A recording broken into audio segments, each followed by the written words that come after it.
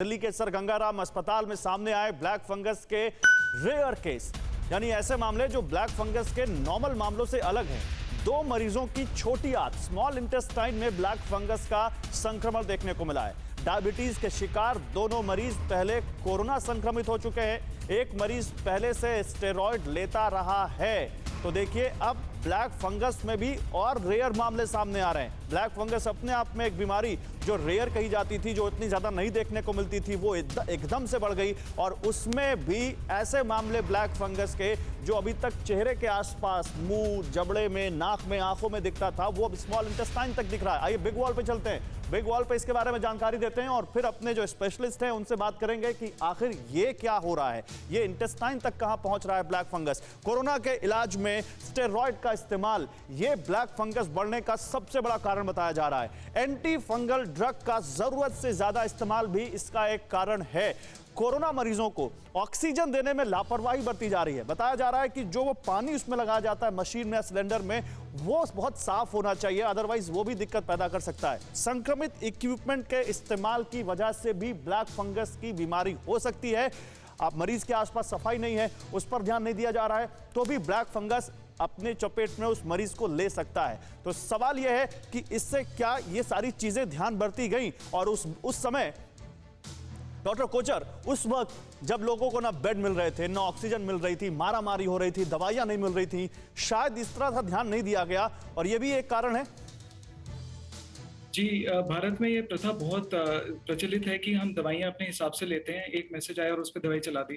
और दुष्परिणाम दवाइयों के एक्चुअली उस समय ध्यान नहीं चल रहा था, क्योंकि सारा ध्यान, जैसे आपने कहा कि उस समय ऑक्सीजन की अवेलेबिलिटी पे, बेड्स की अवेलेबिलिटी पे केंद्रित था।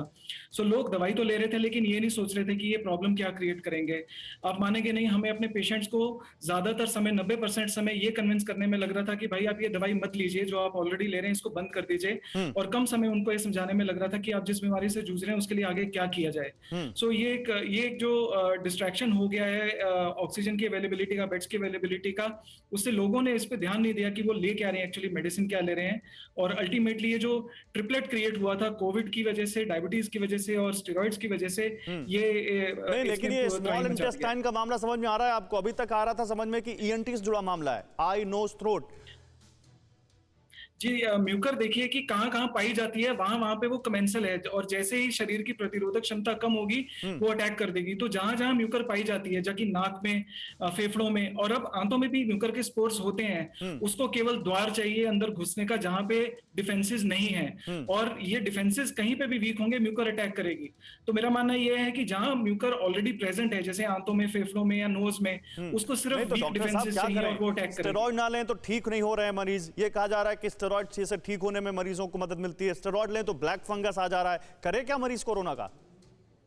देखिए, ये प्रॉब्लम अगर आप विश्लेषण ट्रीटमेंट का देखेंगे तो ये नहीं हमने देखा है कि जिन लोगों को ऑक्सीजन लगी है उन लोगों को ज्यादा ब्लैक फंगस दिखी गई है। बात ये है कि जिन्होंने स्टेरॉइड्स लिए हैं, और ज्यादातर लोगों ने उन्होंने स्टेरॉइड्स लिए हैं, अगर आप पिरामिड बनाएंगे तो 85, 10 और 5 का पिरामिड बनता है, जिसमें 5% वो लोग थे जो सीवियर थे। लेकिन कायदे से स्टेरॉइड्स उनको ही लेने चाहिए थे, बाकियों को नहीं। अब जो ब्लैक फंगस के मामले सामने आ रहे हैं वो उनके नहीं है जिन्होंने समझते हैं। लेकिन आप चले जाइए जरा, विक्रम सर, सिविल सोसाइटी के सदस्य के तौर पर मैं आपको इस डिबेट में लाना चाहूंगा। इतना अच्छा इलाज दिल्ली, मुंबई और इतने अच्छे एक्सपर्ट हो सकता है देश के बड़े शहरों में हो, लेकिन गांवों में चले जाइए, आप चले जाइए छोटे शहरों में, कहां किसको ऐसी सलाह मिल रही है कि आपको स्टेरॉइड कैसे लेना है, कितने तौर पर लेना है? कोरोना का मरीज क्या करे? उसको अगर व्हाट्सएप पे प्रिस्क्रिप्शन मिल रहा है तो कम से कम उसको ये तो पता चल रहा है कि भैया देखो, एक बड़े अस्पताल के एक डॉक्टर ने हमें भेजा है, ले लेंगे तो हम ठीक हो जाएंगे। वो कहां सोच रहा है इतना कि हम स्टेरॉइड लें कि ना लें? गौरव जी, कम लोग इतने खुशकिस्मत होंगे कि डॉक्टर कोचर साहब, डॉक्टर नाखरा साहब का मार्गदर्शन उनको मिल जाए। मैं इस वक्त लखनऊ में हूं और गांव और देहात की स्थिति भयावह है। झोला छाप डॉक्टरों की बन आई है, और इसके अलावा ऐसा नहीं कि शासन प्रशासन प्रयास नहीं कर रहा है, प्रयास कर रहा है, लेकिन एक जैसे कि ड्रॉप इन अ बकेट, झोला छाप डॉक्टरों की गांव गांव भरमार है। लेकिन हमारा प्राइमरी हेल्थ सेंटर की इसके ऊपर इतना स्ट्रेस और स्ट्रेन पड़ चुका है कि हर गांव, हर मोहल्ले में डॉक्टर्स नहीं पहुंच पा रहे हैं। कोविड कोरोना वॉरियर्स हमारे नहीं पहुंच पा रहे हैं। दवाएं बड़ी सीमित हैं, संसाधन बहुत उससे भी ज्यादा सीमित हैं, और इन सीमित संसाधनों के रहते हुए गांव-गांव जब ये संक्रमण फैला है, आप समझ सकते हैं कि स्थिति कितनी भयावह है। और व्हाट्सएप यूनिवर्सिटी का दिया हुआ निकृष्ट ज्ञान, इसके अलावा झोला छाप डॉक्टर के का जो इलाज है उसने एक नया आयाम पैदा कर दिया, जिसके कारण ये स्थिति और भयावह होती जा रही है। कितनी ज्यादा मृत्युएं गांव देहात में हो रही हैं, इसका तो आकलन भी नहीं हो रहा है। आपने एक और प्रोग्राम किया था जिसमें दिखाया गया था कि जो सरकारी आंकड़े मौत के हैं और उसके विपरीत जो दाह संस्कार के आंकड़े, उसमें बहुत विरोधाभास है। बिल्कुल। मैं इसके ऊपर जाना नहीं चाहूंगा, लेकिन स्थिति वाकई ऐसी है कि डॉक्टर कोचर, डॉक्टर नाखरा वो ठीक है सर, मैं आता हूं सर। आपने बड़ी अच्छी बात सामने रख दी कि वो लोग कहां इतने खुशकिस्मत जहां ऐसे एक्सपर्ट्स का उनको मिल पाए मार्गदर्शन। फिक्र आपकी, सोमवार से शुक्रवार रात 9 बजे सिर्फ TV9 भारतवर्ष पर।